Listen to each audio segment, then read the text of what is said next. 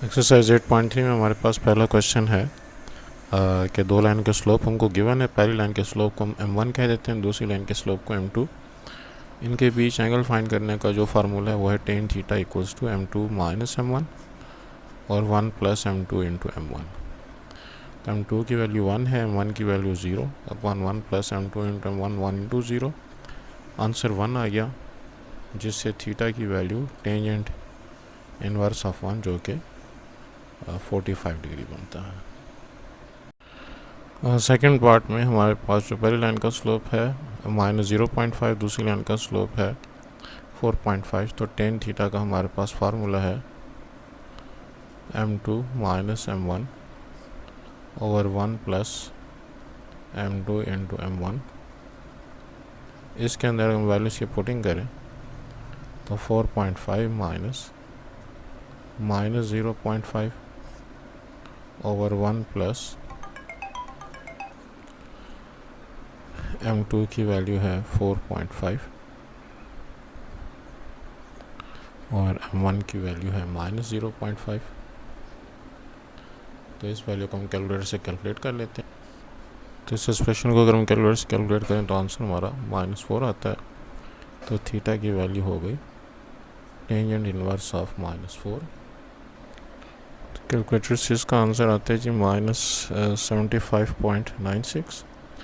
अब अगर हम पॉजिटिव आंसर निकालना चाहते हैं तो ये एंगल और इन एंगल जो एक ही दो स्ट्रेट लाइन के दरमियान बनते हैं उनका सम 180 होता है। तो मैं यहाँ पे पॉजिटिव एंगल के लिए फार्मूला अप्लाई करता हूँ 180 प्लस थीटा। तो 180 और थीटा की वैल्यू -75.96। तो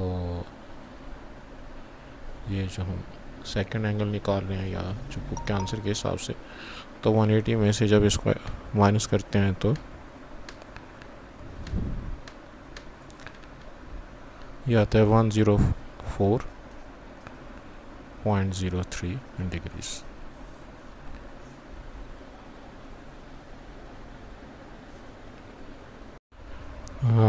थर्ड पार्ट में हमें दो लाइन का स्लोप गिवन है। तो tan 45 1 के बराबर होता है, tan 135 -1 के बराबर होता है।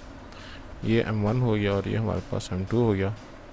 तो जो फार्मूला है tan थीटा का उसके मुताबिक m2 minus m1 over 1 plus m2 into m1। इस फार्मूले में अगर हम वैल्यूज की पुटिंग करें तो m2 की वैल्यू -1, m1 की वैल्यू 1 और 1 प्लस m2 इंटू -1 इंटू 1। तो नीचे चूँकि 0 आ जाएगा तो आंसर हमारा जो है वो इन्फिनिटी हो गया। तो टेन थीटा इन्फिनिटी के बराबर कब होता है? जब थीटा की वैल्यू 90 डिग्री हो। ये कैलकुलेटर पे नहीं निकाल सकेंगे, इसको याद रखना होगा कि टेन इन्फिनिटी 90 के बराबर होता है। क्वेश्चन नंबर 2 का जो हमारे पास फर्स्ट पार्ट है, दो लाइंस के ऊपर मौजूद पॉइंट्स हमको गिवन है और हमें इनके बीच में एंगल मालूम करना है। अगर मैं पहली लाइन का स्लोप मालूम करता हूँ तो y2 minus y1 over x2 minus x1 के फार्मूले के मुताबिक 0 माइनस 0 ओवर 5 माइनस 2, ये तो 0 आ जाएगा। और m2 जो है 5 माइनस 0 ओवर 5 माइनस 2, तो ये 5/3 आ जाएगा। अब हमारे पास m1 और m2 की वैल्यू जब हमें मिल गई तो हम जो टेंजेंट थीटा का फार्मूला है m2 माइनस m1 और 1 प्लस m2 इंटू m1, इसके अंदर वैल्यूज की पुटिंग कर सकते हैं। 5/3 माइनस 0 अपॉन 1 प्लस 5/m2 जो है वो 5/3 इंटू 0। तो ये बनेगा टेंजेंट थीटा इक्वल्स टू 5/3 और थीटा की वैल्यू हो जाएगी टेंजेंट इनवर्स ऑफ 5/3। लिहाजा आंसर आया कैलकुलेटर की वजह से 59 डिग्री से अप्रॉक्सीमेटली।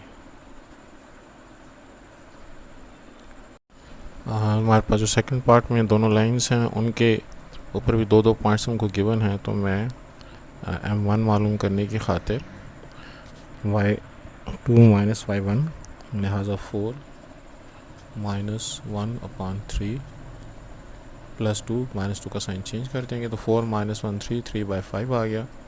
इस तरीके से m2 अगर मालूम करता हूँ तो 8 - 3y2 - y1 और x2 - x1 4 minus minus plus हो जाएगा 4 + 1। सो 8 - 3 हमारे पास 5/5 जो कि 1 के बराबर आ जाएगा। तो टेन थीटा का जो हमारे पास फार्मूला है m2 - m1 over 1 + m2 × m1, इसके अंदर वैल्यू की पुटिंग की सूरत में 1 - 3/5 और 1 + 1 × 3/5। तो 5 यहाँ पे एलसीएम आ गया, 5 - 3 नीचे भी 5 एलसीएम, तो 5 + 3 5 के साथ कैंसिल। टेन थीटा की वैल्यू आई 5 - 3 हमारे पास 2 के बराबर है, 2/8 विच इज़ 1/4। तो थीटा की वैल्यू बनी टेंजेंट इनवर्स ऑफ 1/4 जो कि कैलकुलेटर के ज़रिए से आता है 14 डिग्रीज अप्रॉक्सीमेटली। थर्ड पार्ट के लिए जब m1 की वैल्यू हम निकालें पहली लाइन का स्लोप, तो 1 माइनस माइनस प्लस 1 + 4 और डिनोमिनेटर में 5 माइनस माइनस प्लस 5, तो ये बना जी 6/10। जिसको सिंप्लीफाई करें तो 3/5 बनता है। इस तरीके से m2 की वैल्यू निकालें तो 5 - 2 over 0 + 3, so 5 - 2 3/3 which is equal to 1। तो m1 और m2 की वैल्यू निकालने के बाद टेन थीटा का अगर हम फार्मूला अप्लाई करें तो m2 - m1 over 1 + m2 × m1, और ये वाली वैल्यू बनती है m2 की वैल्यू है हमारे पास 1 - 3/5 1 1 + m2 की वैल्यू 1 × 3/5। इससे अगर 5 में मैं एलसीएम ले लूँ सो 5 - 3, नीचे भी अगर 5 में एलसीएम ले लूँ तो 5 + 3 5 के साथ कैंसिल। टेन थीटा की वैल्यू हमारे पास बनती है 2/8 विच इज़ 1/4। अच्छा, यहाँ पे मुझसे गलती हुई कि 4 + 1 5 होता है, तो 5/10 जिससे कि हमारा आंसर आएगा 1/2। तो यहाँ पे मुझे टेंजेंट थीटा की जो m1 की वैल्यू है उसको 1/2 लगाना है, यहाँ पे भी वो 1/2 हो जाएगी। तो इस हिसाब से टेंजेंट थीटा की वैल्यू बनेगी 1 - 1/2 पर आता है, और नीचे हमारे पास 1 + 1/2 से 3/2 आता है, 2 2 से कैंसिल। तो थीटा की वैल्यू बनेगी टेंजेंट इनवर्स ऑफ 1/3 जो कि अप्रॉक्सीमेटली 18.4 के बराबर है, 18.4 डिग्री। फोर्थ पार्ट के लिए m1 की वैल्यू अगर हम निकालें तो -9 + 6 ओवर 5 - 2, तो -3/3 -1। m2 की वैल्यू -5 + 5 डिवाइडेड बाय -10 -5, तो ऊपर जो 0 आ जाएगा। तो टेंजेंट थीटा की वैल्यू बनी m2 - m1 over 1 + m2 × m1, 0 - ++1 1 + 0 × -1, तो आंसर ऊपर 1 आ गया। तो theta equals to tangent inverse of 1 जो कि 45 के बराबर आता है, 45 डिग्रीज। हमारे पास जो दो लाइन है, पहली लाइन का स्लोप हमारे पास बनता है y2 - y1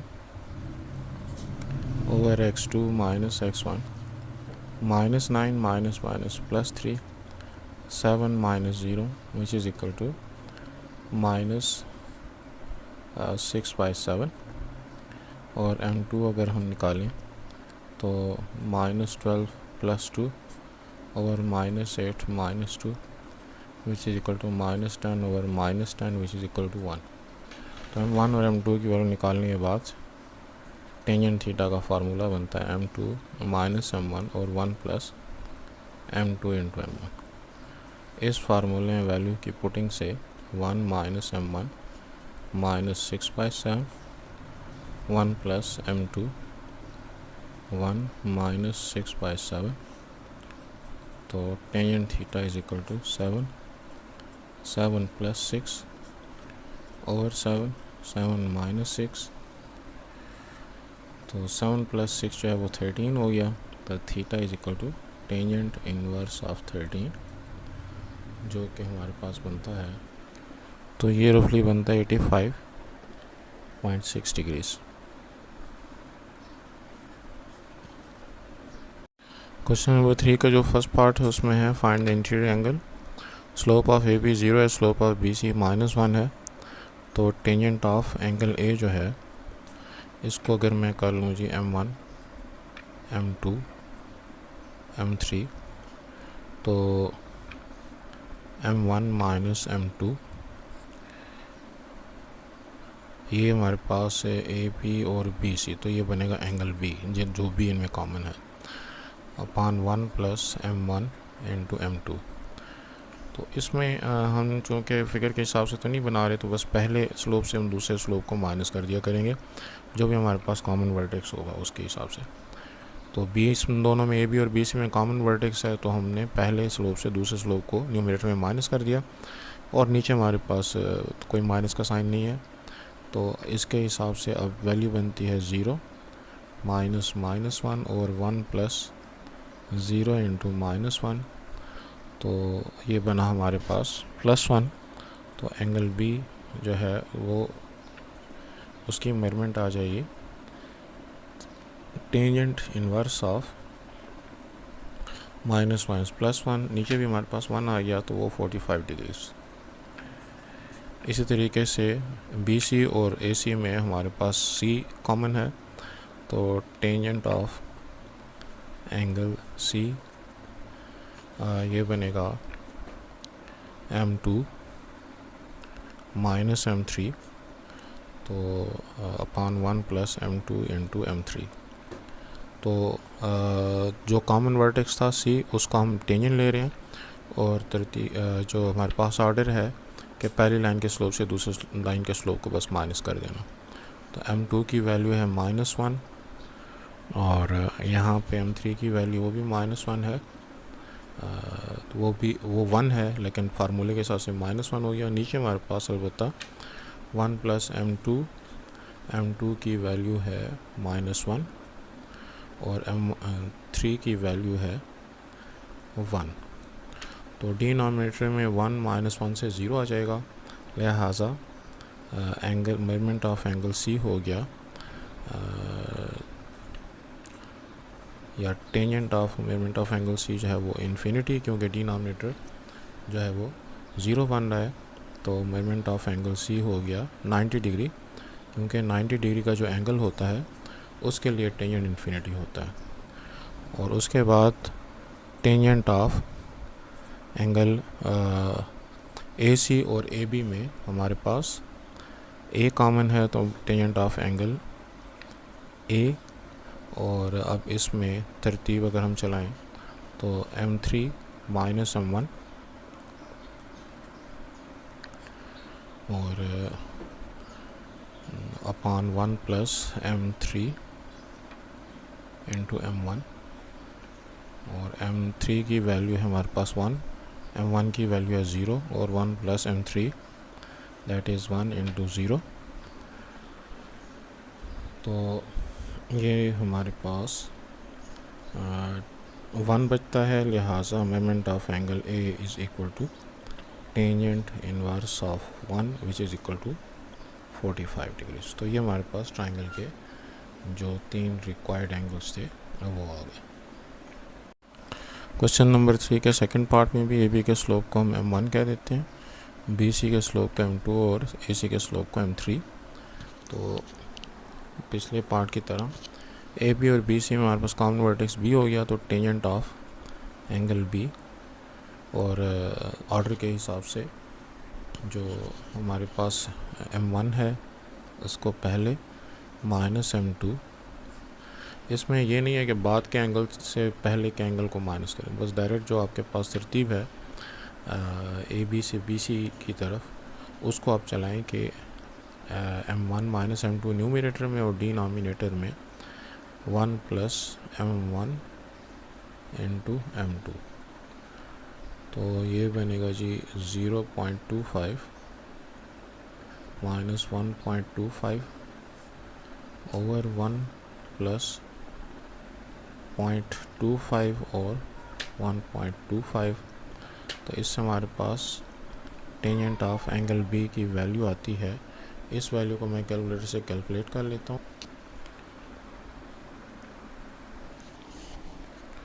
इसका हमारे पास आंसर है -0.76। तो जो हमारे पास मेजरमेंट ऑफ एंगल B है, टेंजेंट इनवर्स ऑफ -0.76, ये एंगल आता है -37.3 डिग्रीज। तो इसको पॉजिटिव करने का तरीका 180 प्लस थीटा है। हमने सीखा हुआ है कि ये एंगल और ये एंगल दोनों ट्रायंगल दोनों लाइंस के दो लाइंस के बीच में बनते हैं। तो अगर ये एंगल हमको गिवन है क्लॉकवाइज डायरेक्शन में, तो एंटी क्लॉकवाइज डायरेक्शन में जो दूसरा एंगल है उसको फाइंड करने का तरीका ये कि 180 के अंदर ये एंगल प्लस कर दिया जाए। तो ये बनेगा 180, यानी कि मेजरमेंट ऑफ एंगल B का जो हमारे पास दूसरा वर्जन है वो है 180 में -37.3 अगर हम ऐड कर दें तो इससे आंसर आएगा 142.6।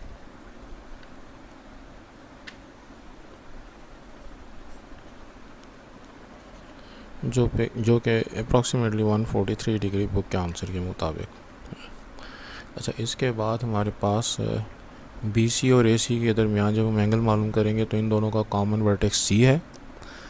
तो टेंजेंट ऑफ एंगल C, तो M1 M2 minus M3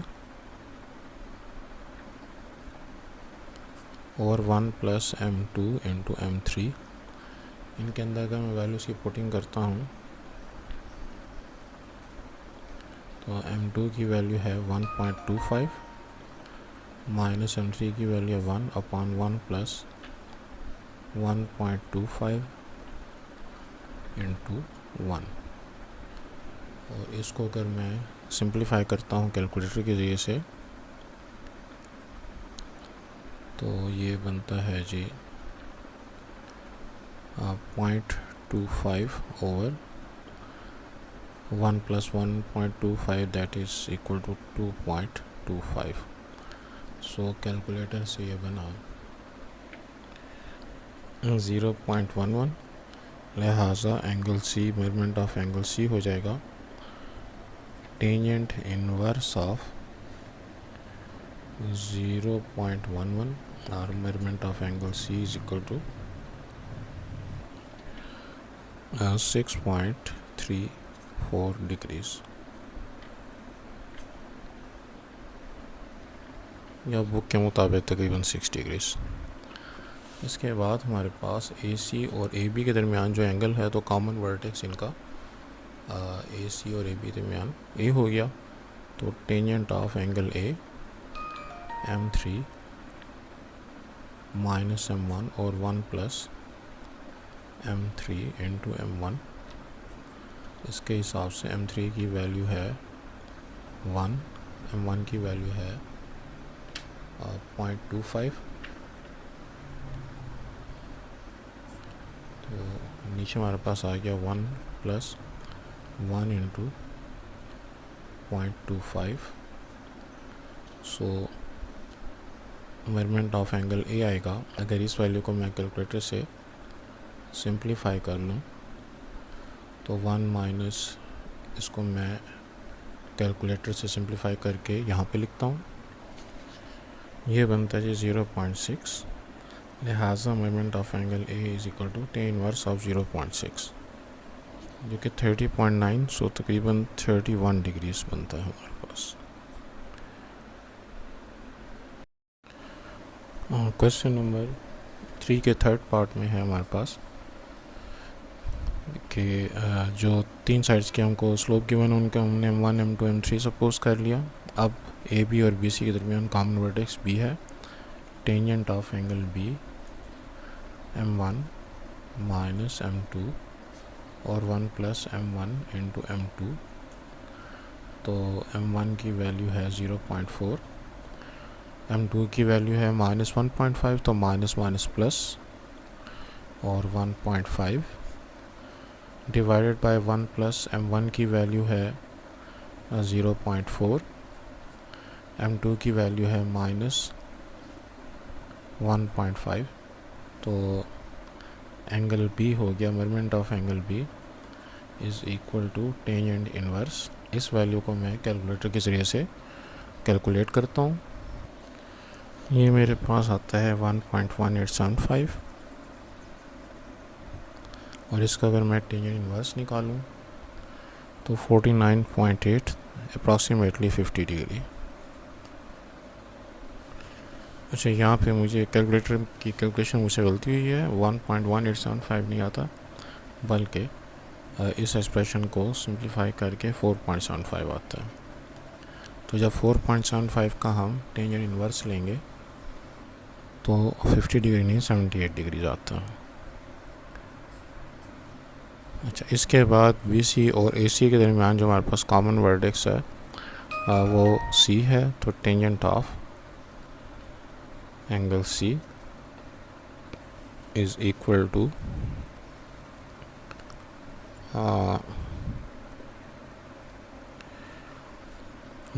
M2 minus M3 over 1 plus M2 into M3। इसके अंदर वैल्यूज़ की पुटिंग की सूरत में M2 की वैल्यू है माइनस 1.5, M3 की वैल्यू है 1.66, M2 जो है वो माइनस 1.5 और 1.667। तो इस वैल्यू को जब मैं कैलकुलेट करता हूँ तो मोमेंट ऑफ एंगल 6 आएगा मेरे पास।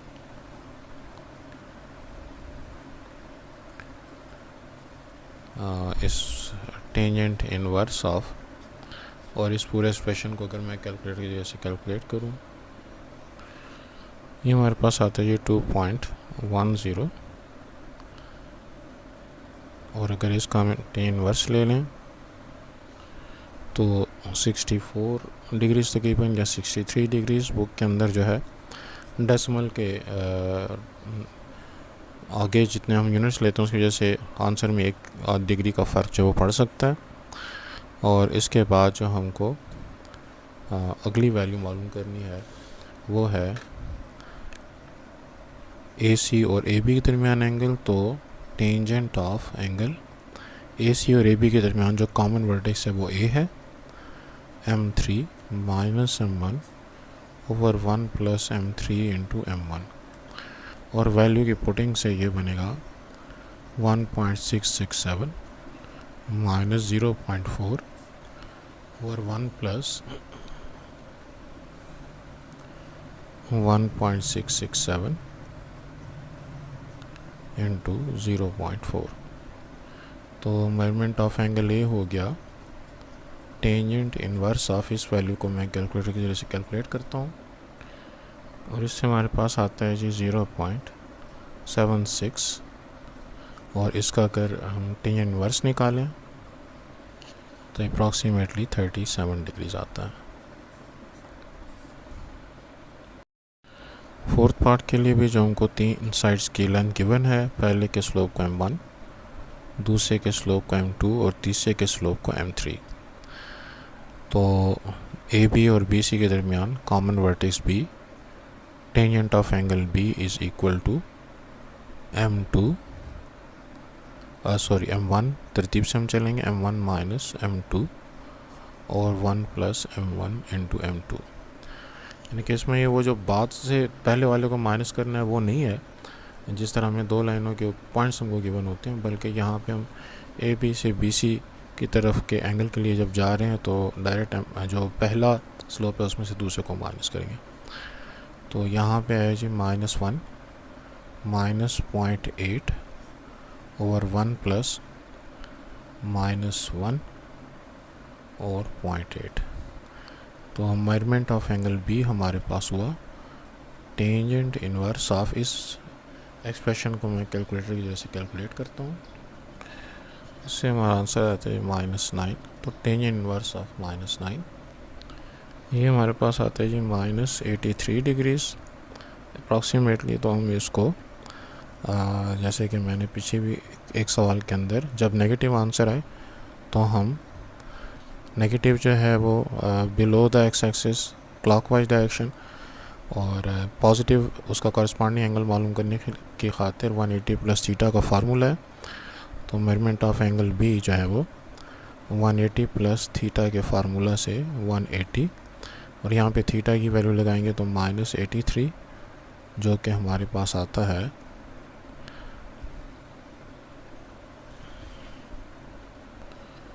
96 डिग्रीज।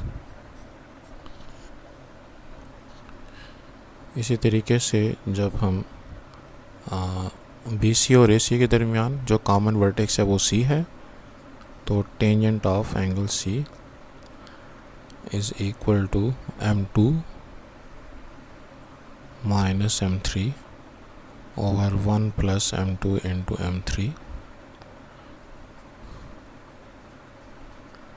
m2 जो है वो है 0.8 -0 ओवर 1 प्लस 0.8 इंटू 0। तो measurement of angle C is equal to tangent inverse, यहाँ पे 0.8 आ जाएगा, नीचे जो हमारे पास 1, तो टेन इनवर्स ऑफ 0.8 आता है 38.6 या तकरीबन 39 डिग्रीज। इसके बाद हम ए सी और ए बी के दरमियान जब एंगल मालूम करेंगे तो measurement of angle A m3 minus m1 और 1 प्लस m3 इंटू m1। तो टेंजेंट ऑफ एंगल ए, तो एंगल ए की वैल्यू होगी m3 की वैल्यू है हमारे पास 0, m1 की वैल्यू -1, तो -1 +1, नीचे 1 प्लस 0, m3 की वैल्यू जो है हमारे पास 0 है, और m1 की वैल्यू है हमारे पास -1, तो ये 1 आ जाएगा। तो ऑब्वियस है कि मोमेंट ऑफ एंगल ए जो है ये 45 डिग्रीज आ गया।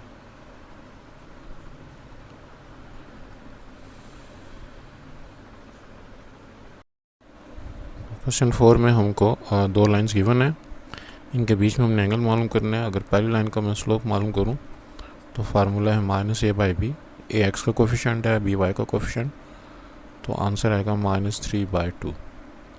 इस तरीके से दूसरी लाइन का मैं स्लोप मालूम करूं तो -a/b के फार्मूला से 2 over -3 which is equal to 2/3।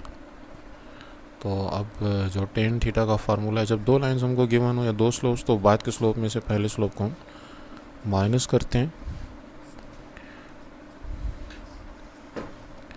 इसके अंदर वैल्यू सपोर्टिंग की सूरत में 2 -3 माइनस प्लस 3/2 और 1 प्लस 2/3 -3/2। ये दोनों वैल्यूज़ एक दूसरे को काट देंगे, डिनोमिनेटर में 1 -1 से 0 आ जाएगा। So tangent theta is equal to infinity, जब भी डिनोमिनेटर में 0 आए तो टेन थीटा इन्फिनिटी के बराबर होता है। Therefore theta is equal to 90 degree, क्योंकि tan ऑफ 90 की वैल्यू इन्फिनिटी होती है। सेकेंड पार्ट में m1 की value minus A by B के फार्मूला से -1/2, m2 की value minus A by B के फार्मूला से माइनस 2 बाय m2 की value minus A by B के फार्मूले से 2 और -4, तो 1/2। अब टेंजेंट थीटा का फार्मूला हमारे पास है m2 माइनस m1 और 1 plus m2 into m1। m2 की वैल्यू 1/2, माइनस 1 की वैल्यू -1/2, तो माइनस माइनस प्लस हो गया, 1 प्लस m2 1/2, m1 माइनस 1/2। ऊपर तुम्हारे पास 1/2 प्लस 1/2 से 1 आ गया, नीचे हमारे पास 4 एलसीएम, 2 2 ज़ार 4, तो 4 माइनस 1, ये बनेगा 1/3/4, तो नीचे वाला 3/4 ऊपर जाके 4/3, तो theta is equal to tangent inverse of 4/3। तो टेन इनवर्स ऑफ 4/3 हम कैलकुलेटर से निकालें तो 53 डिग्रीज आंसर आता है हमारे पास। क्वेश्चन 4 के थर्ड पार्ट में हमारे पास फार्मूला है माइनस ए बाई बी के फार्मूला से -6 ओवर -1, 6 m2 की value minus A by B के फार्मूले से -1 ओवर -7, तो ये +1/7 हो गया। टेंजेंट थीटा की वैल्यू आई m2 minus m1 over 1 plus m2 into m1, 1/7 -6, 1 plus 1/7 into 6, 7 LCM, 1 minus 42, नीचे भी 7 एलसीएम, 7 प्लस 6, 7 के साथ कट गया, ऊपर हमारे पास आएगा -41 और नीचे 7 प्लस 6 13, तो theta equals to tan inverse of -41/13। इससे हमारा आंसर आता है -72 डिग्रीज अप्रॉक्सीमेटली। और जब नेगेटिव आंसर आए तो उसको जो है वो पॉजिटिव बनाने का तरीका ये है कि टेंजेंट 180 प्लस थीटा, दो लाइनों के बीच में बनने वाले दो एंगल्स में से दूसरा एंगल मालूम करने के खातिर नेगेटिव की सूरत 180 प्लस थीटा, सो 180 प्लस -72, जिससे कि हमारा रिक्वायर्ड आंसर आ जाएगा 108 अप्रॉक्सीमेटली। तो जब भी हमारे पास नेगेटिव आंसर आएगा उसको पॉजिटिव करने के लिए 180 में उसको प्लस कर देंगे। क्वेश्चन नंबर 5 का जो फर्स्ट पार्ट है, find the interior angle of the triangle XYZ। इसमें ट्राइंगल के एंगल निकालने से पहले हमें इनकी लोकेशन का तयन करना पड़ेगा, क्योंकि एंगल जो है वो हमने एंटी क्लॉकवाइज डायरेक्शन में फाइंड करने हैं। तो -2, 3 हमारे पास यहाँ पे आएगा, सेकंड क्वाड्रेंट में -3, -4, थर्ड क्वाड्रेंट में आएगा क्यों x भी नेगेटिव y भी नेगेटिव, और z हमारे पास 5/2 फर्स्ट क्वाड्रेंट में आएगा, x भी पॉजिटिव y भी पॉजिटिव। तो अगर मैं ट्राइंगल बनाऊँ तो यहाँ पे अब हर वर्टेक्स के ऊपर मैंने अपने पेन या पेंसिल को रख के एंटी क्लॉकवाइज डायरेक्शन में घुमाना है ताकि मुझे पॉजिटिव एंगल मिले। तो एंटी क्लॉकवाइज डायरेक्शन यहाँ पे यूँ बनती है, एक्स पे रखें तो एंटी क्लॉकवाइज डायरेक्शन यूँ बनती है, और वाई पे रखें तो एंटी क्लॉकवाइज डायरेक्शन यूँ बनती है। अब इन सब के स्लोप को हम m1, m2, m3 का नाम दे देते हैं। तो m1 की वैल्यू जब मैं निकालता हूँ तो ये चूँकि m1 yz का स्लोप है, तो yz का स्लोप निकालने से मेरे पास आएगा 2 + 4/2 -5/1 और x2 + x1 5 + 3, तो 4 + 2 6 डिवाइड बाय 8 दैट इज़ 3/4।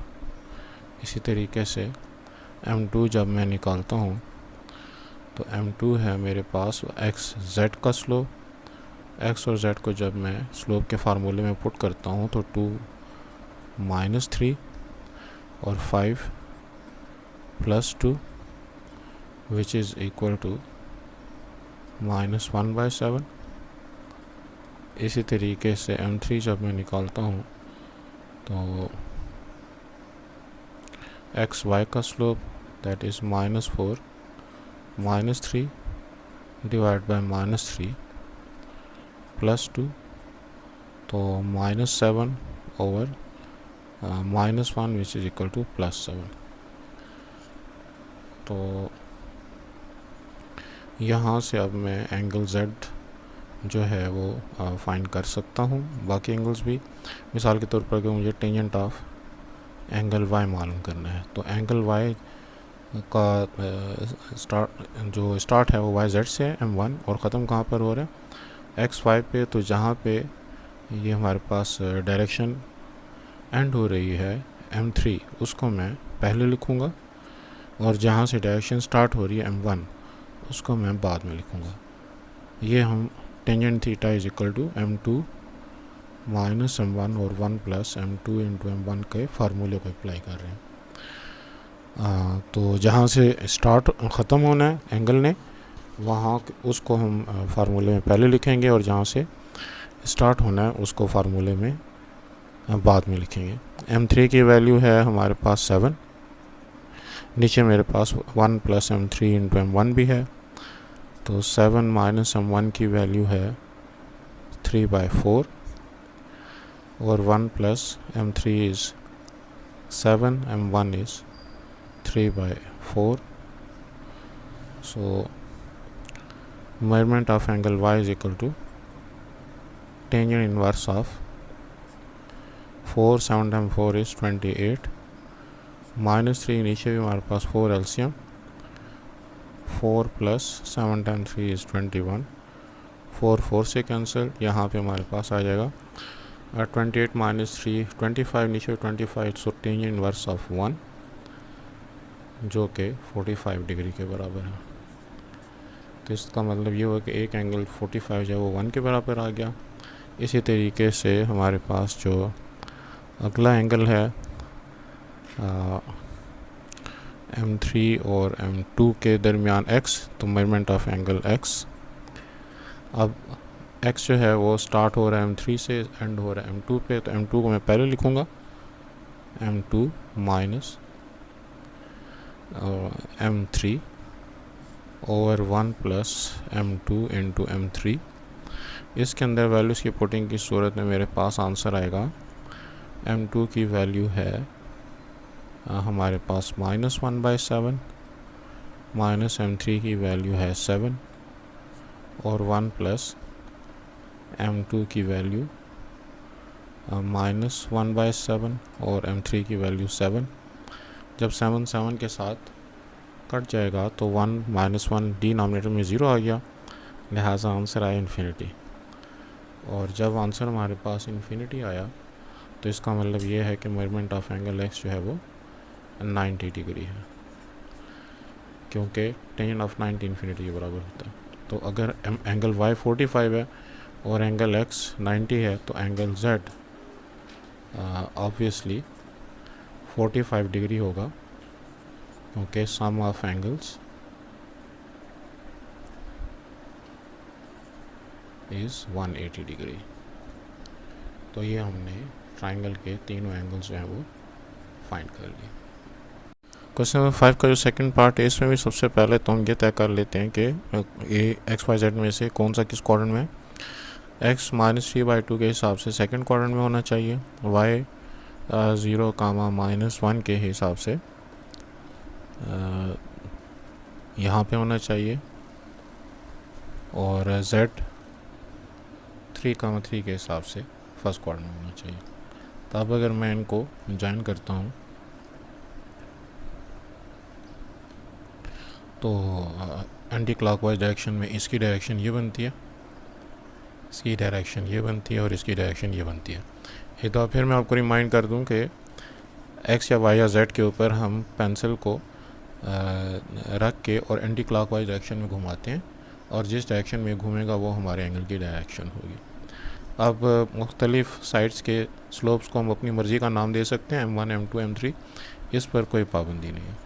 अलबत्ता अब M1 की वैल्यू जब मैं मालूम करूँगा तो वो एक्स जेड का स्लोप होना चाहिए। एक्स जेड का स्लोप जब मैं निकालता हूँ 3 - 2 divided by 3 minus minus plus plus 3, तो ये बनेगा 3 - 2 से हमारे पास आता है 1 डिवाइड बाय 6 और M2 की वैल्यू हमारे पास बनती है जो कि एक्स वाई का स्लोप है, तो एक्स वाई के स्लोप्स के मुताबिक 2 - 1 या -1 - 2 एक ही बात है। 2 minus minus plus 1 over -3 -0, answer आएगा -2/3। और इसी तरीके से जब मैं M3 की वैल्यू निकालूंगा तो M3 हमारे पास वाई जेड का slope, so 3 minus minus plus plus 1 over 3 -0, that is 4/3। In slopes की वैल्यू को फाइंड कर लेने के बाद हमारे पास जो नेक्स्ट टास्क है वो एंगल्स को मालूम करना है। तो मेजरमेंट ऑफ जो हमारे पास एंगल एक्स है वहाँ से अगर हम स्टार्ट कर लें, टेंजेंट ऑफ एंगल जेड, तो स्टार्ट ये हो रहा है जी M1 से एंड हो रहा है M3 पर, तो जहाँ पे एंड हो रहा है उसको हमने पहले लिखना है M3 माइनस M1 और 1 plus M3 into M1। Values की पुटिंग अगर हम करें तो M3 की वैल्यू है हमारे पास 4/3, M1 की वैल्यू है 1/6 over 1 plus M3 that is 4/3 और M1 दैट इज़ 1/6।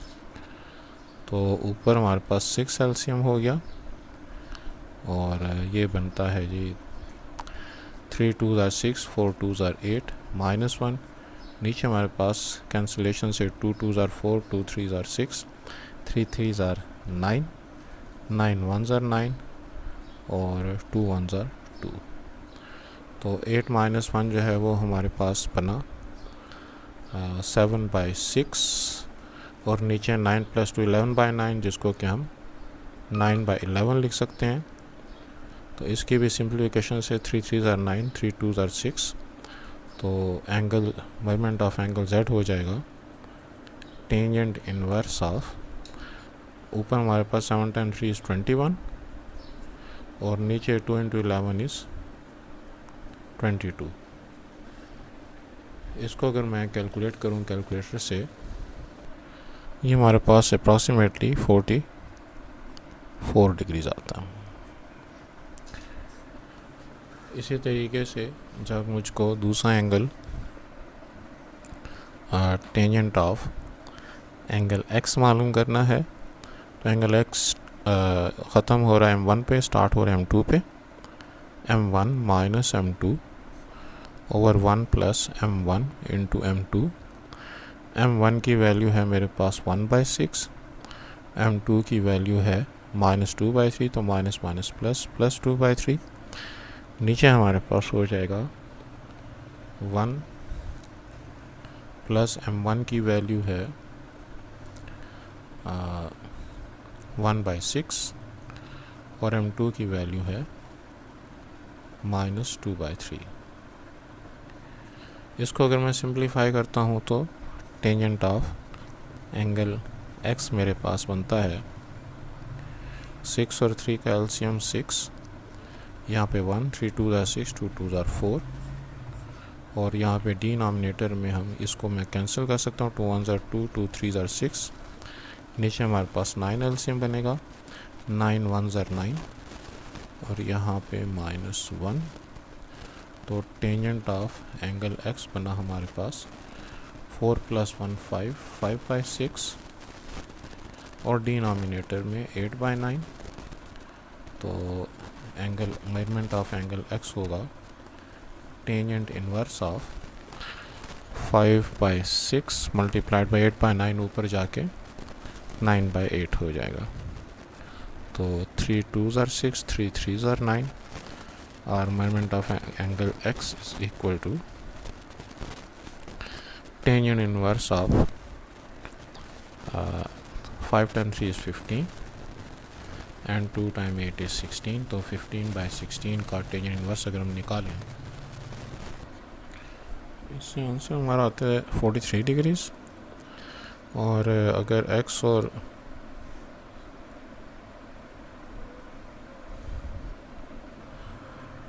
इसके बाद अगर हमने y मालूम करना है तो y 180 minus z plus x हो सकता है। इसके हिसाब से 180 is equal to y is equal to 180 minus 44 plus 43, जिससे कि y की वैल्यू आती है 93 डिग्रीज। अच्छा, बुक का जो आंसर है उसमें मुझे डाउट है कि उसमें ये जो 10 डिग्री का फ़र्क आ रहा है इन दो वैल्यूज़ में, तो मेरा ख्याल है ये आंसर ठीक है। क्वेश्चन नंबर 5 का जो थर्ड पार्ट है उसमें भी सबसे पहले तो हम इनको लेबल करते हैं। मैं ग्राफ पेपर के हिसाब से -2, 0 यहाँ पे होना चाहिए, 1, -4 जो y की वैल्यू है यहाँ पे होना चाहिए, और z 6, 6 का यहाँ पे होना चाहिए। तो मैं अगर इनको मिलाता हूँ तो ये कुछ इनकी फिगर बनती है। इसकी डायरेक्शन इस साइड पे, इसकी डायरेक्शन यू और इसकी डायरेक्शन यू। साइड को हम स्लोप्स के हिसाब से लेबल कर देते हैं 1, m2, m3। कोई पाबंदी नहीं है कि आप किसको m1 कहते हैं, किसको m2 कहते हैं, किसको m3 कहते हैं। अलबत्ता इनकी वैल्यू जो वो सही निकालनी है। m1 जो है वो x और z के दरमियान में है, तो x और z के हिसाब से 6 - 0 ओवर 6 + 2, 6/8। तो ये आपके पास बनेगा 3/4। इसी तरीके से जब हम m2 निकालेंगे तो yz के हिसाब से 6 + 4 ओवर 6 - 1 दैट इज़ 10/5, तो वो 2 हो गया। m3 ये जो है वो x और y के दरमियान में है, तो x और y के हिसाब से 0 + 4 एंड -2 - 1 दैट इज़ -4/3। तो अब हमने जब m1, m2, m3 की वैल्यू निकाल ली तो टेंजेंट ऑफ एंगल x से अगर हम स्टार्ट करें तो x जो है वो ख़त्म हो रहा है m1 पे, स्टार्ट हो रहा है m3 पर। m1 - m3 और 1 + m1 × m3। m1 की वैल्यू है 3/4 माइनस m3 की वैल्यू है -4/3, जिसको कि हम +4/3 कर देंगे। नीचे हमारे पास 1 + m1 की बजाय 3/4 और यहाँ पे m3 की बजाय -4/3, तो नीचे हमारे पास 0 आ जाएगा। लिहाजा measurement of angle x is equal to, यहाँ पे चूँकि इन्फिनिटी बन चुका है डिनोमिनेटर के 0 होने के हिसाब से, लिहाजा एंगल की वैल्यू 90 डिग्री होनी चाहिए। इसी तरीके से जब मैं दूसरा एंगल फ़र्ज़ करें एंगल y मालूम करता हूँ, तो टेंजेंट ऑफ एंगल y जो है वो बनेगा, ये ख़त्म हो रहा है m3 पर, स्टार्ट हो रहा है m2 पर, तो m3 - m2 1 + m3 m2, और इसके अंदर अगर मैं वैल्यूज़ की पुटिंग करता हूँ तो m3 की वैल्यू है -4/3, m2 की वैल्यू है 2 ओवर 1 + m2 की बजाय m3 की बजाय -4/3 और m2 की बजाय 2। तो टेंजेंट ऑफ एंगल y हमारे पास हुआ 3 LCM, और 3 LCM तो -4 और 3 टाइम 2 इज़ 6, डिनोमिनेटर में 3 एलसीएम और 3 1s are 3, -4 इंटू 2 -8, 3 को 3 के साथ कैंसिल कर देते हैं, ये बनेगा -10 by -5 which is equal to 2। तो मेजरमेंट ऑफ एंगल y हुआ टेंजेंट इनवर्स ऑफ 2, जो कि बराबर है 63 डिग्रीज के। तो हमारा दूसरा एंगल आ गया। अब जब हमने एक्स वाई मालूम कर लिया तो एंगल z मालूम करना आसान है। Measurement of angle z is equal to 180 minus 90 plus 63, क्योंकि x और y हमने मालूम किए हैं तो इससे हमारा आंसर आता है 27 डिग्रीज। तो यूँ हमने ट्राइंगल के जो तीनों एंगल्स हैं वो मालूम कर लिए। क्वेश्चन नंबर 5 का जो फोर्थ पार्ट है, सबसे पहले हम इसको क्वाड्रेंट के हिसाब से लेबल कर देते हैं। -4, 1 जो है वो कहीं यहाँ पे x y की वैल्यू 0, -3 के हिसाब से कहीं यहाँ पे, z की value 4, 3 round about hair first quadrant. अब अगर मैं इसको मिला देता हूँ तो ये मेरी ट्राइंगल बनती है। इसके अंदर जो मेरे एंगल बनेंगे एंटी क्लॉकवाइज डायरेक्शन में, उनको मैं बना लेता हूँ। और अब जो है वो इनकी साइड को M1, M2, M3 से लेबल कर देता हूँ। कोई पाबंदी नहीं है कि आप कौन सी साइड को कौन से स्लोप के साथ नोट करते हैं। M1 की वैल्यू अगर मैं निकालूँ तो वो है हमारे पास XZ। तो XZ के हिसाब से 3 - 1 over 4 + 4, y2 - y1 over x2 - x1, so 2/8 which is equal to 1/4। इसी तरीके से M2 की वैल्यू अगर हम निकालें तो M2 जो है वो YZ को आपस में जोड़ रहा है, तो 3 + 3 ओवर 4 - 0 दैट इज़ 6/4, तो 3/2। M3 की value XY, so 1 + 3 over -4 - 0 that is -1। तो जब हम इन M1, M2, MZ, M3 की वैल्यू निकाल लें तो अब हमको टेंजेंट ऑफ एंगल X, ये हमारे पास X जो है वो M1 पे ख़त्म हो रहा है, M3 से स्टार्ट हो रहा है। M1 - M3/1 + M1 into M3। M1 की वैल्यू है जी हमारे पास 1/4, माइनस M3 की जो वैल्यू है वो है -1, तो माइनस +1 हो गया। नीचे भी हमारे पास 1 + M1 की वैल्यू है 1/4 और M3 की वैल्यू है -1। 4 हमारा एलसीएम, 1 + 4, नीचे भी हमारे पास 4 एलसीएम, तो 4 - 1, 4 4 से कैंसिल, 5/3। तो मेजरमेंट ऑफ एंगल X आएगा टेंजेंट इनवर्स ऑफ 5/3। और ये अगर हम कैलकुलेटर से निकालें तो यहाँ से हमारे पास जो इसकी वैल्यू आती है 59 डिग्रीज।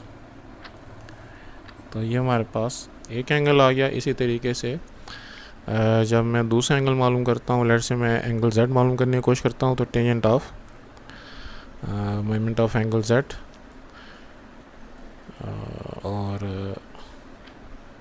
मेजरमेंट लिखे ना लिखें, लेकिन बहरहाल अब ये हमारे पास M2 पे ख़त्म हो रहा है, M1 पे से स्टार्ट हो रहा है, तो M2 - M1 over 1 + M2 into M1, और M2 की वैल्यू है 3/2 माइनस M1 की वैल्यू 1/4 और अपान 1 + M2 की वैल्यू है 3/2, M1 की वैल्यू है 1/4, ऊपर 4 LCM, 2 2s are 4, 3 2s are 6, 6 - 1, नीचे 4 2s are 8, 8 LCM, 8 1s are 8 + 3। तो टेंजेंट ऑफ एंगल Z 6 - 1 5, 5/4 और नीचे जो हमारे पास 8/3 8 + 3 11/8, हम इसको लिख सकते हैं 5/4 multiplied by 8/11, 4 1s are 4, 4 2s are 8, तो 5 2s are 10, 10/11। तो एंगल Z जो है उसकी मेजरमेंट आएगी टेंजेंट इनवर्स ऑफ 10/11, जो कि बनती है 42 डिग्रीज। और अब आखिर में जो हमने x निकाल लिया, z निकाल लिया, तो मेजरमेंट ऑफ एंगल y जो है वो होगा 180 माइनस 59 प्लस 42। और इसको अगर मैं कैलकुलेटर के जरिए से निकालूँ तो ये बनता है जी 79 डिग्रीज। क्वेश्चन नंबर 6 में हमारे पास जो फर्स्ट पार्ट है, इसमें हमने दो लाइनें एक दूसरे को जिस पॉइंट पर टच कर रही हैं वो पॉइंट हमने फाइंड करना है। इसका तरीका ये होता है कि एलिमिनेशन सब्स्टिट्यूशन मेथड हम लोगों ने सीखा हुआ होगा लोअर क्लासेस में, लेकिन वो ज़रा लेंथी है। उसके मुकाबले में जो शॉर्ट मेथड है वो हम ट्राई करते हैं। यहाँ पे x फिर इक्वल टू के बाद -y फिर इक्वल टू के बाद 1। अब ये जो नीचे हमने डिटर्मिनेंट बनाए हैं इनमें x के कोएफिशिएंट को छोड़ के हमारे पास जो 4 कोएफिशिएंट्स बनते हैं, y का कोएफिशिएंट 1, ये वाला 1, फिर ये -1 और ये -4। अब y के कोएफिशिएंट्स को छोड़ के जो हमारे पास 4 कोएफिशिएंट्स बनते हैं 2 और 1, और यहाँ पे 1 और यहाँ पे -4। अब कांस्टेंट को छोड़ के हमारे पास जो 4 कोएफिशिएंट्स बनते हैं 2 और 1 और 1 और -1, ये हमने इस तरीके से लिख देना, यानी कि ऊपर पहले हमने x -5 और 1 और फिर नीचे कोएफिशिएंट्स लिख देने। अब अगला काम हमने ये करना है कि इन कोएफिशिएंट्स की एक्सपेंशन करनी है। उसका तरीका ये होता है क्रॉस मल्टीप्लाई, 1 × -4 -4, अब -1 × 1 -1, लेकिन हम साइन चेंज कर देंगे। इसी तरीके से -1 2 × -4 -8, 1 × 1 1, लेकिन हम साइन चेंज कर देंगे। 2 × -1 -2, 1 × 1 1 हम, लेकिन हम साइन चेंज कर देंगे। अब ये डिटर्मिनेंट का मेथड है इसके एक्सपेंशन का, और ये शायद आप लोगों ने पहले ना पढ़ा हो। मैट्रिसेस की जो है पता नहीं आपने पीछे की क्लास में पढ़ा है या नहीं पढ़ा, लेकिन बहरहाल आसान सी बात है कि क्रॉस मल्टीप्लाई करें, 1 × -4 जो आंसर है बस वो लिख दें, फिर दूसरे एरो का बस मल्टीप्लाई करें और जो साइन उसको चेंज कर दें। अब आपके पास यहाँ से x/-3 आ गया, यहाँ से -y/-9 आ गया, और यहाँ से 1/-3 आ गया। अब इस वैल्यू को भी इसके साथ जोड़ दें, इस वैल्यू को भी इसके साथ जोड़ दें, तो x/-3 जो है वो 1/-3 के बराबर हो गया, और -y/-9 भी 1/-3 के बराबर हो गया। तो ये -3 और -3 तो दोनों साइड से कट गए, x की वैल्यू 1 आ गई, और माइनस के साथ कट गया y की वैल्यू 9/-3, जो कि -3 आते हैं, लिहाजा y = जो है -3। तो ऑर्डर पेयर के फॉर्म में जब लिखेंगे तो x, y = 1, -3। तो ये मेरा ख्याल है कि कॉमन पॉइंट मालूम करने के लिए ज़रा बेहतर या आसान तरीका है। दो इक्वेशंस हमको गिवन है, मैं इनको ज़रा एक दूसरे के नीचे लिख दूँ तो काम आसान हो जाएगा। x + y+3 = 0। इससे कोई फ़र्क नहीं पड़ता है कि आप कौन सी इक्वेशन जो है वो ऊपर लिखते हैं, कौन सी नीचे लिखते हैं। अब आपने x -y और 1 तरतीब से लिख देने, x के नीचे भी डिटर्मिनेंट, -y के नीचे भी डिटर्मिनेंट, 1 के नीचे भी डिटर्मिनेंट, यहाँ पे इक्वल टू के साइन। अब x के क्वेश्चन क्या है, 2y, इनको छोड़ दें क्योंकि हमने x के नीचे लिखना है। तो -5 + 8 और y का कोएफिशिएंट 1 और 3, y के कोएफिशिएंट -5 और 1 को छोड़ के 2 और 8 और 1 और 3। कांस्टेंट टर्म जो है उनके कोएफिशिएंट्स छोड़ के 8 और 3 को छोड़ के 2 और -5 और 1 और 1। अब जो है इसको हम सिंप्लीफाई करते हैं, -5 × 3 -15, 1 × 8 +8, साइन चेंज कर दें, -8, 2 इंटू 3 6, 1 इंटू 8 +8, साइन चेंज कर दें -8, 2 इंटू 1 2, 1 इंटू -5 -5, साइन चेंज करके +5। इससे आता है x अपान -23 माइनस वाई अपान -2, 1/7। अब पहले इस वैल्यू को आपस में जोड़ें, फिर इस वैल्यू को आपस में जोड़ें। x over -23 is equal to 1/7। यहाँ पे -y over -2 is equal to 1/7।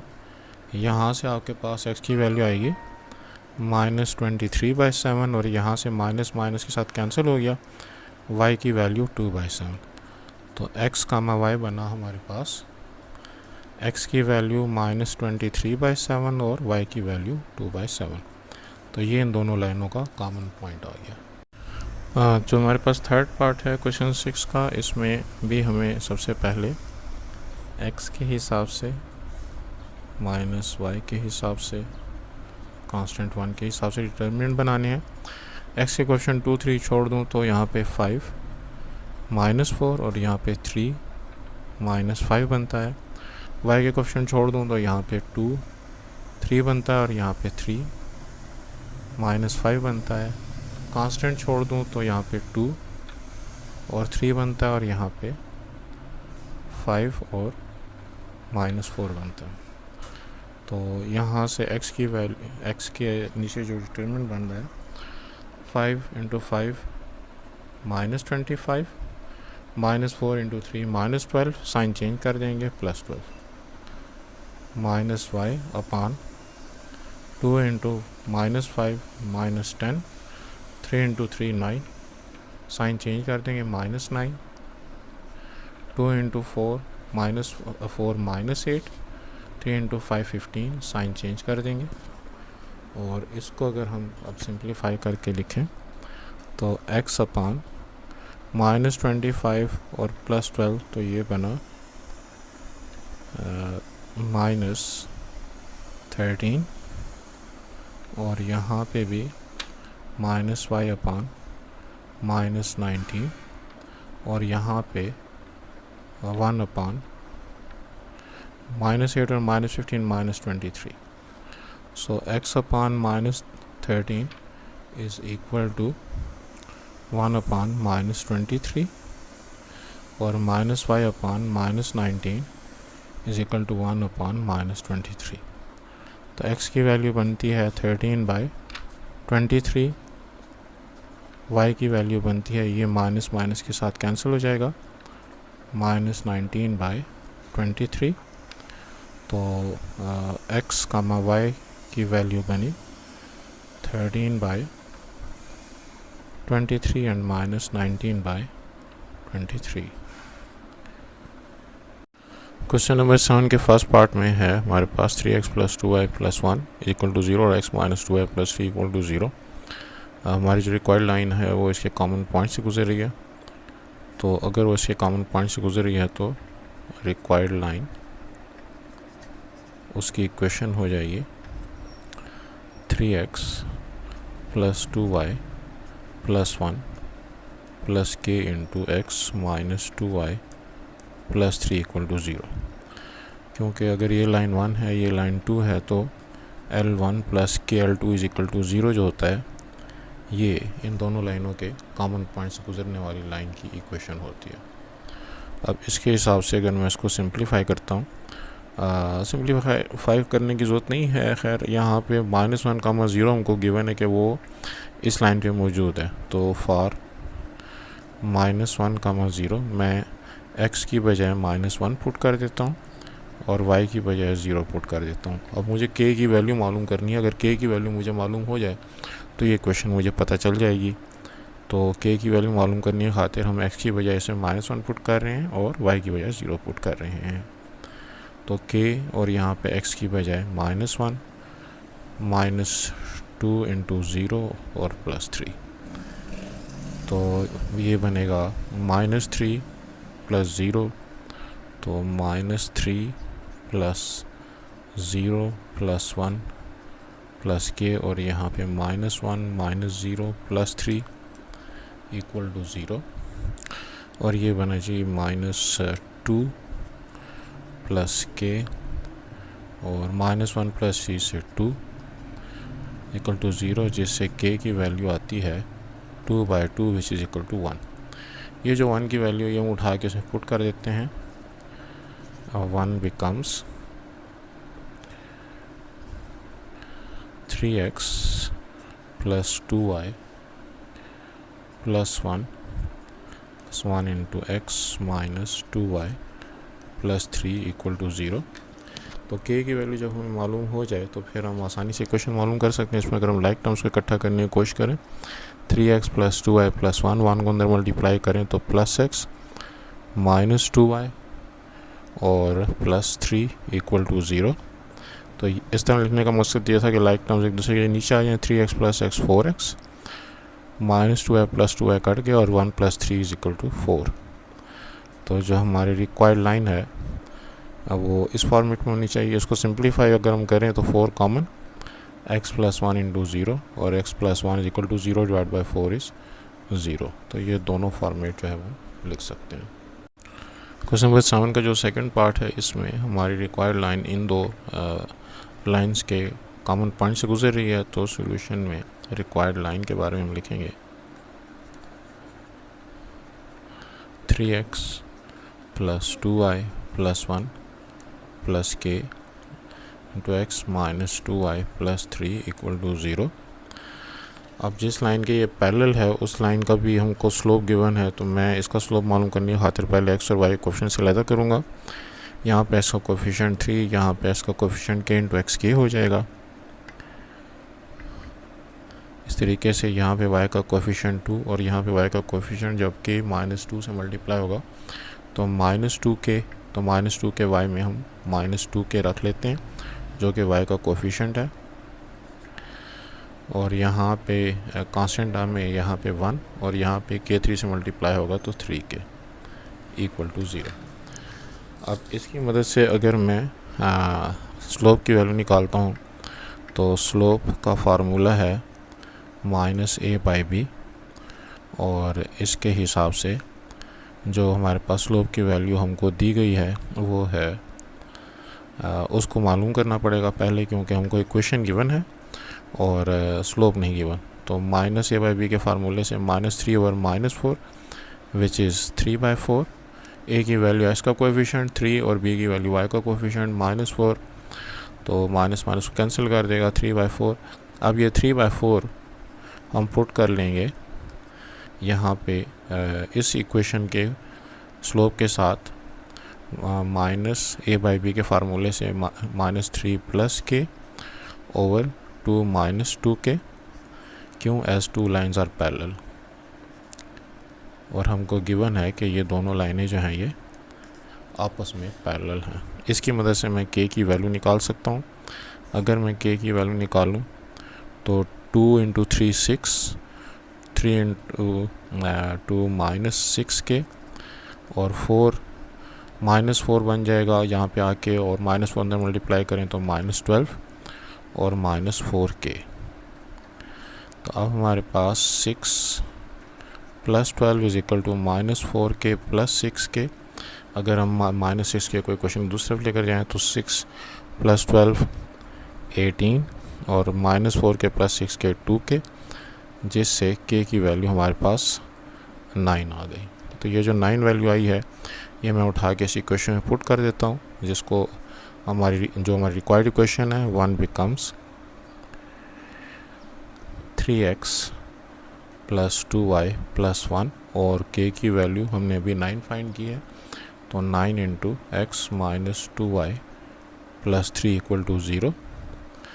तो ये बनेगा 3x प्लस 2y प्लस 1, 9 को अगर अंदर मल्टीप्लाई करें तो 9x माइनस 18y और 9 3 आर 27। तो सिंप्लीफाई करने से ये बनता है 9 प्लस 3 12x और -18 प्लस 2 -16y और 1 प्लस 27 28। अच्छा, इसकी अगर हम सिंप्लीफिकेशन करें तो ये 4 पर सारे डिवाइड होते हैं, 4 3s are 12, 4 4s are 16 और 4 7s are 28।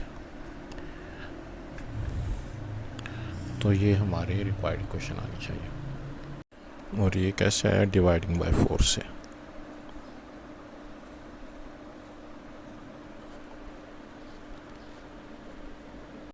क्वेश्चन नंबर 8 में है हमारे पास हमारी रिक्वायर्ड लाइन जो है वो इन दो लाइनों के पॉइंट ऑफ इंटरसेक्शन से गुजर रही है। तो रिक्वायर्ड लाइन का जो फार्मूला होता है वो है L1 प्लस के L2 इज इक्वल टू 0।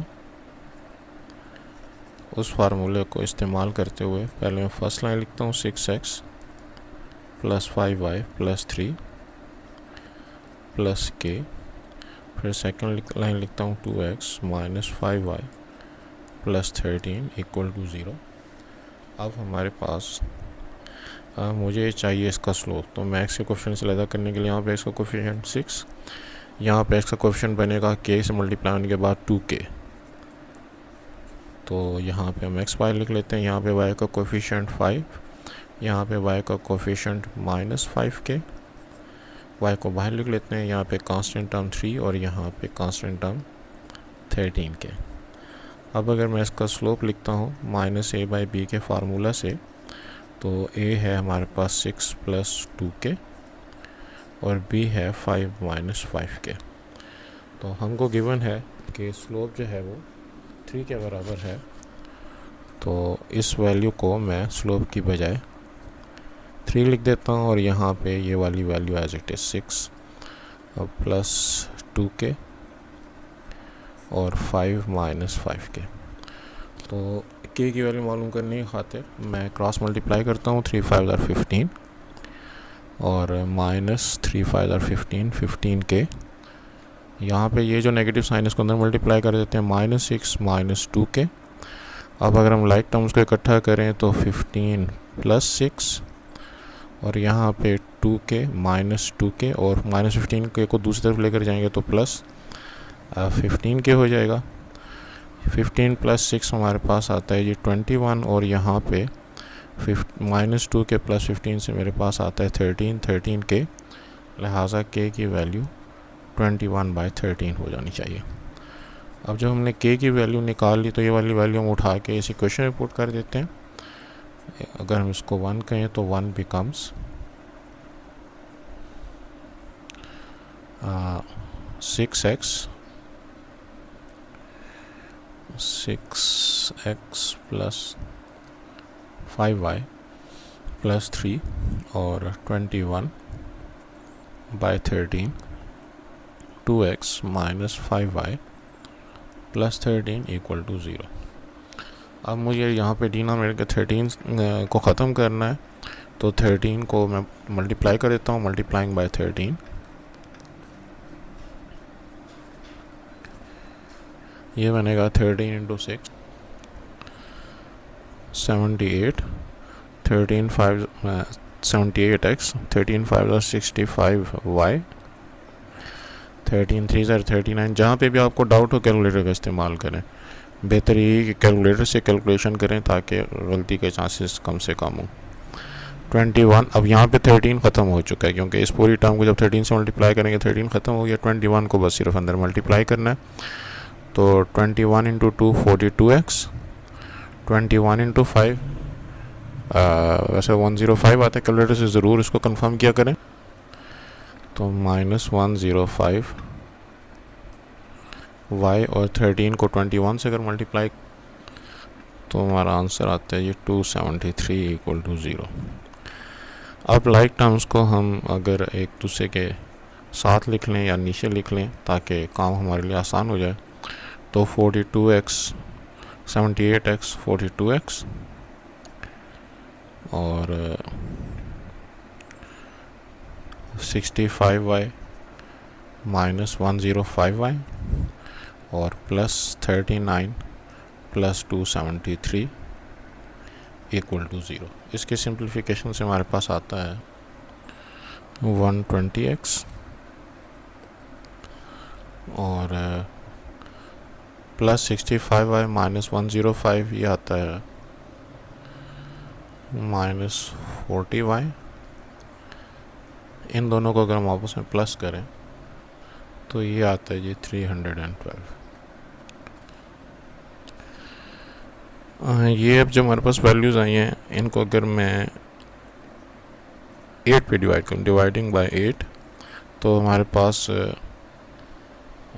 ये बनेगा 15x माइनस 8 5 ज़ार 40 5y, और 312 को अगर डिवाइड करें 8 पे तो 39।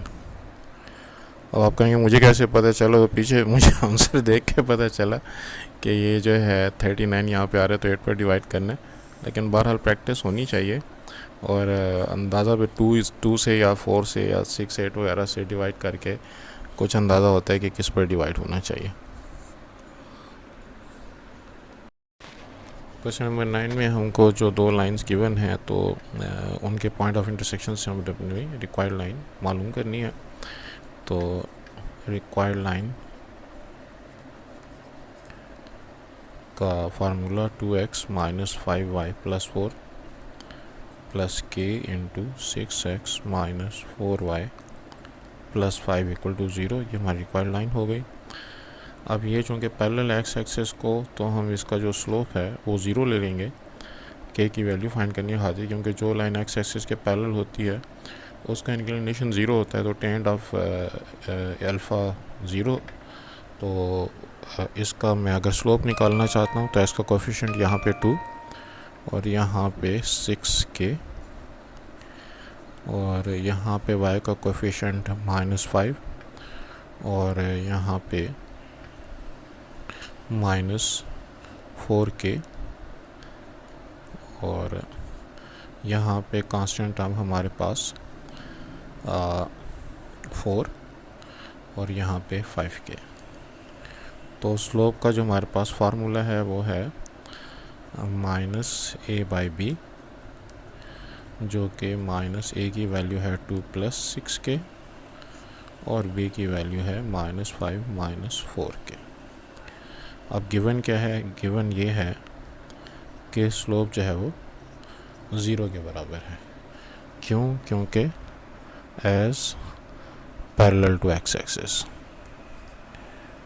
तो जब कोई चीज़ पैरेलल टू एक्स एक्सिस हो तो उसका स्लोप 0 होगा, क्योंकि उस एक्स एक्सिस के साथ 0 एंगल बना रही है, तो उसका टेंजेंट हमारे पास 0 हो गया। अब यहाँ पे माइनस, बल्कि और अगर जस्टिफिकेशन देना चाहें तो टेंजेंट ऑफ 0 इज़ 0, ये भी हम कह सकते हैं। अच्छा, अब इस वैल्यू को जब हम 0 के साथ कंपेयर करेंगे तो कोई फ्रैक्शन कब 0 के बराबर होता है? तब 0 के बराबर होता है जब न्यूमरेटर 0 के बराबर हो। तो -2 + 6k इज इक्वल टू 0, -0 के साथ मल्टीप्लाई का ख़त्म हो जाएगा, तो 6k की वैल्यू हमारे पास आ जाएगी -2 और k is equal to -2/6 which is equal to -1/3। अब ये -1/3 अगर मैं उठा के यहाँ पे पुट करता हूँ 1 में, तो 1 बिकम्स 2x माइनस 5y और प्लस 4, और यहाँ पे k की वजह -1/3 और 6x माइनस 4y प्लस 5, और इसको अगर मैं सिंप्लीफाई करूं तो 3 से मल्टीप्लाई कर देते हैं, मल्टीप्लाइंग बाय 3 से मल्टीप्लाई करने की सूरत में 3 × 2 6x माइनस 3 × 5 इज़ 15y और 3 × 4 इज़ 12, और यहाँ पे 1 अंदर मल्टीप्लाई होगा तो -6x प्लस 4y और -5। इसमें अगर मैं लाइक टर्म्स को जो है आपस में जो है इसको प्रोसेस करूं तो +6x -6x के साथ कैंसिल हो गया, और -15y एंड +4y की वैल्यू -11y आ गई, और 12 और -5 से हमारे पास आ गया जी +7। तो इसको हम 0 is equal to 11y minus 7 लिख सकते हैं, जो कि हमारी रिक्वायर्ड लाइन होनी चाहिए। इसका जो केस बी है उसमें हमारी रिक्वायर्ड लाइन चूँकि पैरेलल टू y एक्सिस है, लिहाजा स्लोप जो है वो टेंजेंट ऑफ 90 के हिसाब से इन्फिनिटी होगा। तो इन्फिनिटी इज इक्वल टू, और यहाँ पे हमने स्लोप क्या लिया हुआ है, -2 + 6 के, और जो डिनोमिनेटर है वो है जी -5 - 4 के। अब कोई फ्रैक्शन इन्फिनिटी के बराबर कब होता है, जब डिनोमिनेटर 0 हो। तो -5 - 4 के इज़ इक्वल टू 0। इसको सिंप्लीफाई करने से -5 इज इक्वल टू 4 के इज इक्वल टू -5/4। तो 1 बिकम्स, यहाँ पे मैं इस इक्वेशन में अब k की वजह -5/4 लिख दूंगा, तो 2x - 5y + 4, और k की बजाय जब मैं यहाँ पे -5/4 लिखता हूँ तो ब्रैकेट के अंदर हमारे पास 6x - 4y + 5 रह गया। अब इसको सिंप्लीफाई करने के खातिर मल्टीप्लाइंग बाय 4 से मल्टीप्लाई करनी है। 4 इससे मल्टीप्लाई होगा 8x, 4 इससे मल्टीप्लाई होगा तो 4 5 ज़ार 20y, 4 4 ज़ार 16। यहाँ पे सिर्फ -5 रह गया क्योंकि 4 तो कट गया, हम 4 से सबको मल्टीप्लाई कर रहे हैं। -5 × 6 -30x, माइनस प्लस 5 4 ज़ार 20y, -5 × 5 -25, और लाइक टर्म्स के हिसाब से ये -20y और +20y तो कट गए, +8x और -30x से बना -22x, और 16 और -25 से बना -5, ये बना जी -9 साइन ऑफ ग्रेटर वैल्यू। तो माइनस से अगर मल्टीप्लाई कर रहे हैं तो 22x + 9 = 0। क्वेश्चन नंबर 10 का फर्स्ट पार्ट जो है हमारी रिक्वायर्ड इक्वेशन वो बनेगी 2x - y + 2 + k x - 2y + 1 = 0। और हमने चूँकि इसका स्लोप इस दूसरी लाइन की स्लोप के इक्वल लेना है, मैं इसको स्लोप बनाने की खातिर एक्स का कोफिशिएंट यहाँ पे 2, यहाँ पे एक्स का कोफिशिएंट k, x कॉमन, यहाँ पे एक्स का कोफिशिएंट -1, यहाँ पे एक्स का कोफिशिएंट -2k, y यहाँ पे कांस्टेंट टर्म के तौर पर 2, और यहाँ पे कांस्टेंट टर्म के तौर पर k × 1 k। अब जब मैं इसका स्लोप निकालता हूँ -a/b के फार्मूले से, तो -a की बजाय 2 + k और b की बजाय अब -1 - 2k, और स्लोप ऑफ गिवन लाइन वो भी इसे -a/b के फार्मूले से -1/-2 विच इज़ 1/2। तो अब ये दोनों स्लोप्स क्यों आपस में इक्वल होंगे, क्योंकि लाइनें पैरेलल हैं।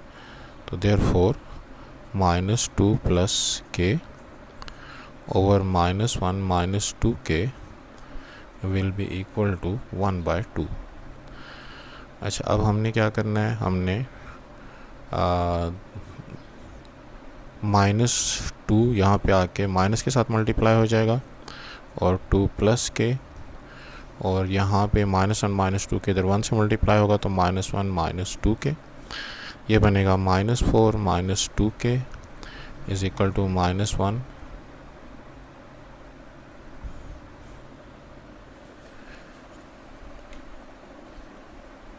अच्छा, यहाँ पे अब हमारे पास जो वैल्यू बन रही है उसमें तो ये दोनों एक साथ कैंसिल हो जाएंगे, तो एक फॉल्स रिज़ल्ट आ रहा है। इसका मतलब तो नॉट पॉसिबल हुआ कि इससे कोई क्वेश्चन बनती ही नहीं है। अच्छा, इसका मतलब ये है कि ये जो के की हमारे पास कोई पॉसिबल वैल्यू नहीं बन रही, तो इन लाइनों से कोई मुख्तलिफ कोई ऐसी इक्वेशन नहीं बन सकती जो कि इन दोनों के कॉमन पॉइंट से गुजरी हो, इसके पैरेलल हो। इनफैक्ट ये जो दो इक्वेशंस हैं ये आपस में पैरेलल हैं, लिहाजा x minus 2y plus 1 equal to 0 ही हमारी रिक्वायर्ड इक्वेशन होगी, जो कि इन दोनों लाइनों के कॉमन पॉइंट से गुजर रही है और x माइनस 2y प्लस 11 के पैरेलल भी है। तो हम इसमें कोई नई इक्वेशन नहीं मालूम कर सकते, इसी इक्वेशन को जो x माइनस 2y प्लस 1 जो कि इसके पैरेलल है, x माइनस 2y प्लस 1 जो कि हमारी गिवन इक्वेशन में से एक है, और इसमें जिस लाइन के वो पैरेलल है, तो हम इसी इक्वेशन को अपने आंसर के तौर पर लेंगे। अच्छा, क्वेश्चन का जो दूसरा हिस्सा है उसमें पार्ट बी में परपेंडिकुलर टू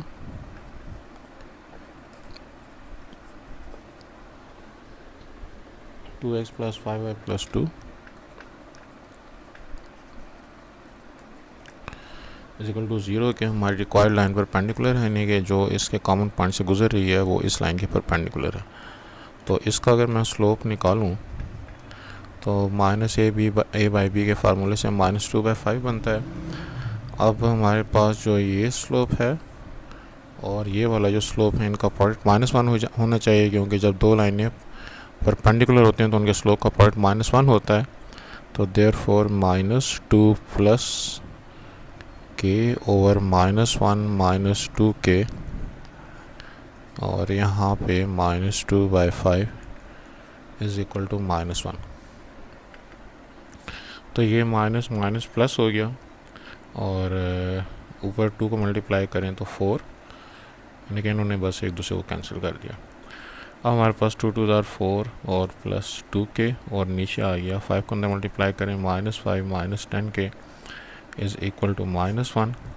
क्रॉस मल्टीप्लाई करने से 4 प्लस 2 के, और -1 से मल्टीप्लाई करें तो +5 प्लस 10 के, तो 4 -5 और 10 के -2 के, सो -1 इज़ इक्वल टू 8 के, और k इज़ इक्वल टू -1/8। ये वाली वैल्यू अगर मैं उठा के 1 में पुट कर दूं तो 1 बिकम्स, ये है हमारे पास 2x plus 2x minus 5 plus 2, और k की वैल्यू में निकाल लिया -1/8, x minus 2y plus 1 equal to 0। 8 से अगर मैं मल्टीप्लाई करूं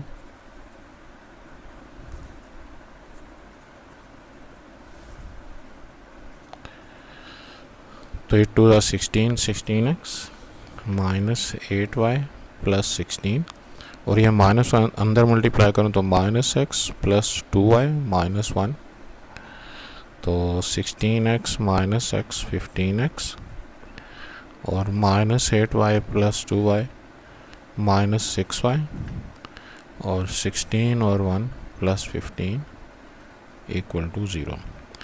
और ये सारे 3 पर डिवाइड होते हैं, डिवाइडिंग बाय 3, तो 5 3 ज़ार 15, 3x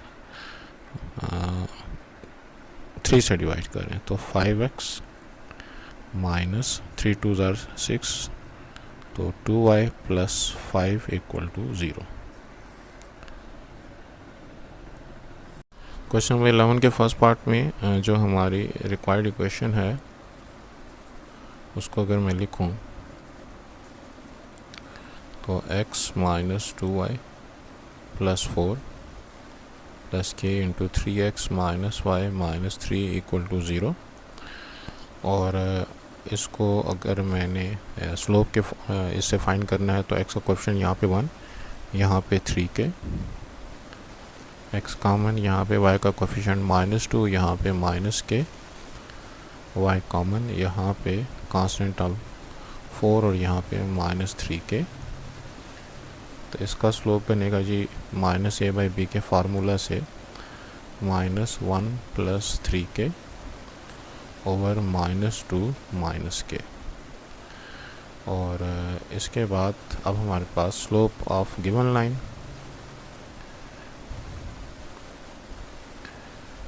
तो हमारी गिवन लाइन के 2 पॉइंट्स हमको गिवन है, तो y2 minus y1 4 plus 3 over x2 minus x1 0 minus 2 के फार्मूले से हम मालूम कर सकते हैं। इन दोनों वैल्यूज़ को हम इक्वल ले लेंगे, तो minus 1 plus 3k over minus 2 minus k is equal to 4 plus 3 7 upon minus 2 as 2 lines are parallel।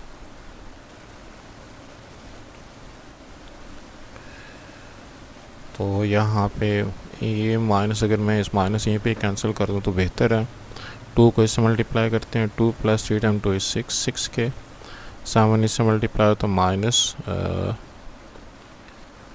14 और माइनस 7k और 2 प्लस 14 इज़ इक्वल टू, बल्कि 7k को इधर लेकर आते हैं, 6k प्लस 7k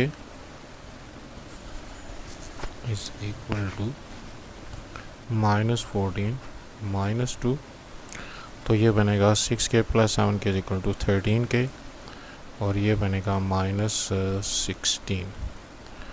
तो इससे मेरे पास जो k की वैल्यू बनी वो बनी माइनस 16 बाय 13। तो ये वाली वैल्यू मैं उठा के जो मेरी रिक्वायर्ड इक्वेशन है उसमें पुट कर देता हूँ। 1 बिकम्स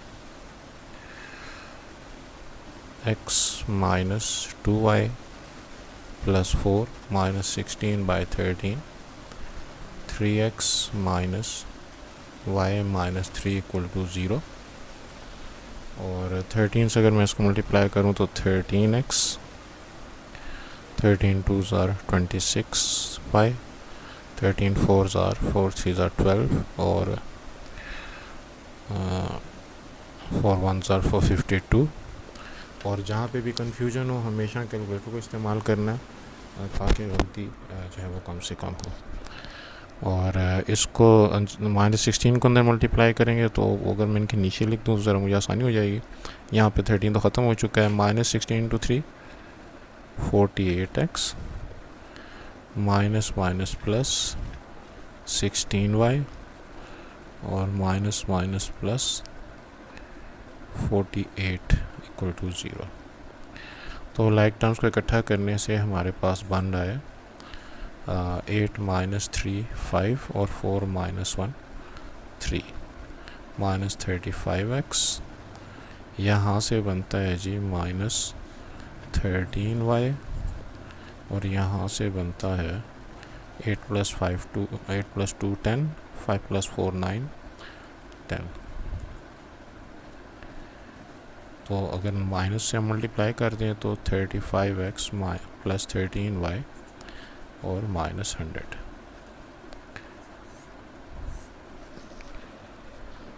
अच्छा, यहाँ पे मुझसे गलती हुई, माइनस 26 प्लस 16 से आंसर आता है जी माइनस 10, माइनस 13 नहीं। जब ये माइनस 10 आता है तो ये सारे 5 पे कटते हैं, बल्कि माइनस 5 पे कटते हैं।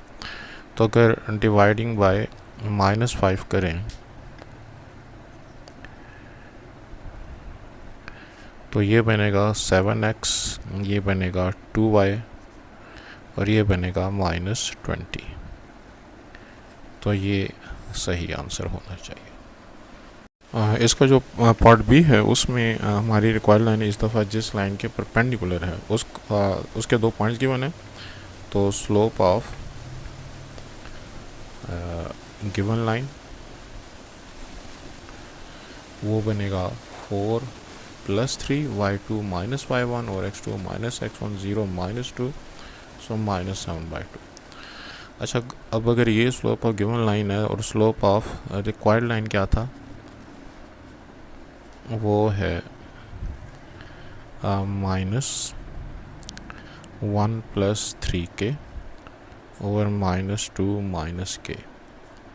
तो फार्मूला क्या है, 1 into m2 is equal to minus 1। जब 2 लाइनें परपेंडिकुलर होती हैं तो ये रिश्ता होता है, उसके हिसाब से minus 1 plus 3k over minus 2 minus k। इसका माइनस 7/2 से जो प्रोडक्ट है वो हम माइनस 1 के इक्वल ले लेंगे। इस माइनस को इस माइनस के साथ कैंसिल कर देते हैं, और जब हम इसको सिंप्लीफाई करते हैं तो 7 1 7, 7 3 21 के, और ये जो है अगर इसको -2 कर दूँ, 2 को -1 से मल्टीप्लाई करके, और ये -2 माइनस के भी दूसरी तरफ लेकर चला है, इधर डिवाइड हो रहा है, तो 7 + 21 के इज़ -++4 और +2 के। अब इसके सिंप्लीफिकेशन के हिसाब से 21 के -2 के और 4 -7 कर देते हैं, तो ये बनेगा जी 19 के -3, और k इज़ इक्वल टू -3/19। ये वाली वैल्यू मैं उठा के 1 में पुट कर देता हूँ, तो 1 जो है वो इस इक्वेशन की सूरत में मुझे गिवन है, तो 1 बिकम्स x - 2y + 4, और k की बजाय जी मेरे पास -3/19, और यहाँ पे 3x -y -3, इसको मैं 0 के इक्वल ले लेता हूँ। और अब जब मैं इसको सिंप्लीफाई करता हूँ तो 19 से इसको मल्टीप्लाई करना पड़ेगा, 19x -19 × 2 = 38y, और 19 को अगर मैं 4 से मल्टीप्लाई करूँ तो ये बनता है 76, और यहाँ के -3 को अगर अंदर मल्टीप्लाई कर लें तो -9x, और -++3y, और -++9 = 0। तो ये लाइक टर्म्स को एक दूसरे के नीचे लिखने की खातिर ऐसे किया, वरना हम इसको एक ही लाइन में भी लिख सकते थे। तो अगला स्टेप क्या हो जाएगा, 19 - 9 10x -35y +9 + 6 15 85 = 0। और अगर डिवाइडिंग बाय 5 कर दें तो 2x -7y + 17